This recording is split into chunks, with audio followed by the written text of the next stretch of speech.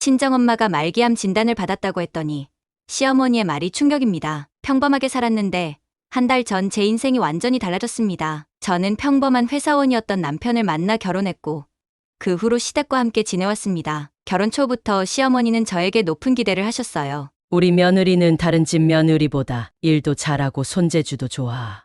라며 주변에 자랑하셨는데 그 말 뒤에는 늘 숨겨진 압박이 있었습니다. 명절 때면 새벽 5시부터 일어나 음식 준비를 도와야 했고 시댁 친척들이 모일 때면 항상 제가 모든 서빙과 설거지를 담당했습니다. 시어머니는 우리 며느리가 알아서 다 하니까 걱정하지 말라며 제가 빠질 수 없는 상황을 만드셨죠. 작년에는 시어머니가 허리를 다치셨을 때 한 달 동안 제가 간병했습니다. 회사에 휴가를 내고 매일 병원을 오가며 시어머니를 돌봤어요. 그때도 시어머니는 아들 며느리가 이렇게 잘해주니 내가 얼마나 복이 있냐.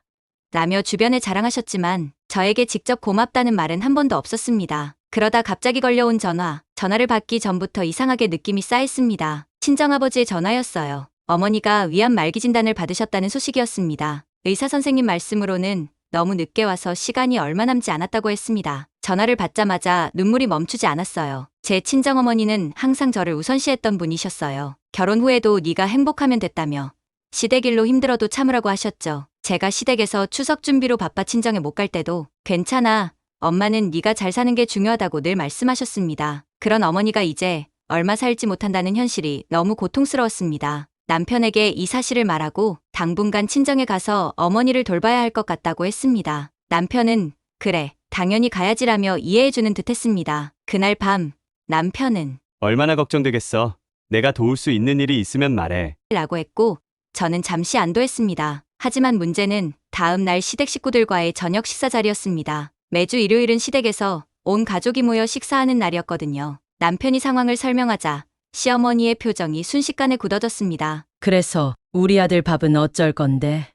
남편 혼자 내버려 두고 너만 친정 가서 편하게 있겠다는 거니? 충격적인 말에 숨이 막혔습니다. 제 어머니가 많이 아프신데 밥 걱정하시다니요. 어머님, 친정어머니가 말기암으로 얼마 못 사신대요. 마지막으로 곁에서 돌봐드리고 싶습니다. 그러자 시어머니가 더 큰 소리로 말했습니다. 그럼 네 친정 엄마가 죽을 때까지 우리 아들은 굶어 죽으란 말이냐? 시집 왔으면 시댁이 우선이지. 내가 너희 결혼할 때부터 느꼈다. 너는 우리 집안을 중요하게 생각하지 않는다고. 시아버지는 신문을 보시던 중이었는데 그냥 한숨만 내쉬셨습니다. 시어머니의 말이 끝나기도 전에 제 눈에서는 눈물이 흘러내렸습니다. 그런데 더 충격적인 것은 남편이 아무 말도 하지 않고 고개를 숙이고 있었다는 점입니다. 자기 어머니의 그런 말에 저를 감싸주기는커녕 침묵으로 동의하는 모습이었습니다. 그 순간 무언가가 확 깨달아졌습니다. 지난 7년간 저는 항상 시댁을 우선시하며 살았습니다. 명절에도 가족 행사에도 항상 시댁이 먼저였습니다. 친정 부모님 생신에도 시댁의 일이 있어서라며 참석을 미루기도 했습니다. 그런데 제 어머니가 임종을 앞둔 이 상황에서조차 이런 취급을 받다니요. 도저히 참을 수가 없었습니다. 시어머니가 감기에 걸렸을 때 3일 동안 밤새 간호했던 일, 시아버지 환갑에 혼자서 모든 음식을 준비했던 일, 시누이 결혼식 때 한 달 내내 시댁에 드나들며 도왔던 일들. 그런데 정작 제 부모님에게는 얼마나 소홀했는지도 깨달았습니다. 저는 천천히 자리에서 일어나 가방을 들었습니다. 그리고 시어머니를 똑바로 바라보며 말했습니다. 어머님, 제가 지난 7년 동안 명절마다 시댁에 와서 음식 준비하고 설거지하고 어머님 생신에 큰 상 차려드리고 아프실 때 병간호도 해드렸어요. 하지만 제 어머니가 돌아가실 때 곁에 있어 주는 것조차 이해 못 해주신다면 더 이상 며느리로서 할 말이 없네요. 시어머니가 놀란 표정으로 입을 벌렸지만 저는 계속 말했습니다. 작년에 어머님 허리 아프실 때 제가 한 달 동안 회사까지 휴직하면서 간병했잖아요. 그때는 우리 며느리 최고라고 하셨는데 제 어머니는 그렇게 해줄 수는 없는 건가요? 시누이가 끼어들었습니다. 언니, 그건 다르죠.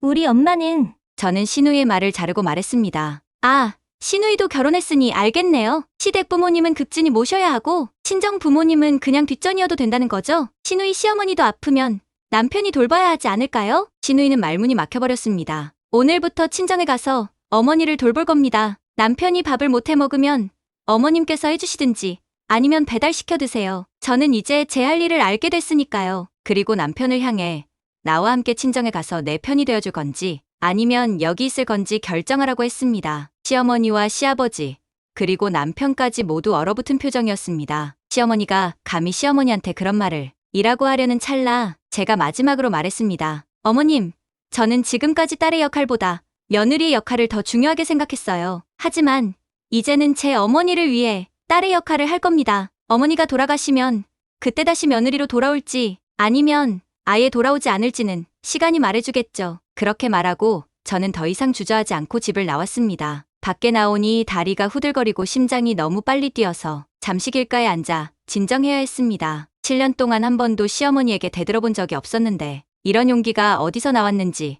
저도 놀랐습니다. 그날 밤 친정으로 돌아와 어머니를 안아드리며 펑펑 울었습니다. 어머니는 여전히 저를 걱정하셨습니다. 괜찮니? 시어머니께 혼나지 않았어? 그 말에 더 서러워서 엄마, 이제 내가 엄마 곁에 있을게요. 절대 떠나지 않을게요. 라고 약속했습니다. 그날 밤 남편에게서 수십 통의 전화와 문자가 왔지만 저는 받지 않았습니다. 그리고 다음날 아침 뜻밖의 일이 벌어졌습니다. 남편이 큰 캐리어를 들고 친정에 나타난 겁니다. 미안해. 어젯밤 생각을 많이 했어. 네가 오라. 내가 너무 어머니 말만 듣고 네 마음을 몰라줬어. 우리 함께 장모님을 모시자. 남편은 처음으로 제 앞에서 울었습니다. 어제 네가 나간 후 어머니가 내가 처음부터 잘못된 선택을 했다고 하셨어. 그때 깨달았어. 나는 아내를 선택해야 한다는 걸. 이제는 시댁의 발길을 끊으려고 합니다. 제게 독하다고 해도 상관없습니다. 전 저와 제 엄마가 소중하니까요. 저를 응원하신다면 구독, 좋아요 눌러주세요.